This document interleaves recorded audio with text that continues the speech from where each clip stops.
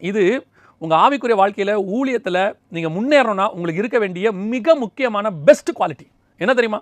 உன்னை தூஷிக்கிறவர்கள், உன்னை கேவலமாக பேசுகிறவங்க, உன்னை தரக்குறைவாக பேசுகிறவங்களுக்கு எதிரில் ஆர்கியூவே பண்ணாதீங்க. காது கேளாதவர்களை போல இருங்க. ஏன் தெரியுமா? நீங்கள் அப்படி இருக்கும்போது உங்களுக்காக வழக்காடுகிறவர் கர்த்தர். அதான் ரொம்ப முக்கியம். பல நேரங்களில் கர்த்தர் உங்களுக்கு ஒன்று சொல்லியிருப்பாரு, டிஸ்கரேஜ் பண்ணுற மாதிரி ஒரு கூட்டம் எழும்போம். கர்த்தர் உன்னை ஒரு ஊழியத்துக்கு ஒன்று அழைச்சிருப்பாரு, உன்னை ஒரு காரியம் செய்ய சொல்லியிருப்பாரு. அப்படியே ஆப்போசிட்டாக ஏன் கூட இருக்கிறவங்க சொல்லுவாங்க, டிஸ்கரேஜ் பண்ணுவாங்க. இதுக்கப்புறம் அந்த மினிஸ்ட்ரியில் நீ எப்படி செய்ய போகிறோம் நீ மலைக்கிற அளவுக்கு பேசுவாங்க. நீ நன்மை செஞ்சிருப்ப, தீமை பேசுவாங்க.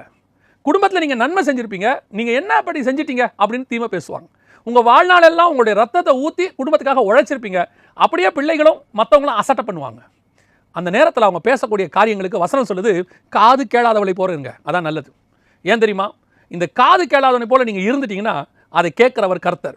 உங்களுக்காக நீங்கள் வழக்காடாதீங்க, உங்களுடைய நன்மையை நீங்கள் சொல்லாதீங்க, உங்களை பற்றின சாட்சியை நீங்களே சொல்லிக்கிட்டு இருக்காதீங்க. நீங்கள் உண்மையிலே நன்மை தான் செஞ்சுருக்கிறீங்க, அது உங்களுக்கும் தெரியும், ஏன் சொல்கிறவனுக்கும் தெரியும். உங்ககிட்ட உதவி வாங்கினவனே உனக்கு அகைன்ஸ்டாக பேசுவான், உன் கூட இருக்கிறவங்களே பேசுவாங்க, உன்னை பற்றி தரக்குறைவாக பேசுவாங்க. காது கேளாதவனை போல இருங்க.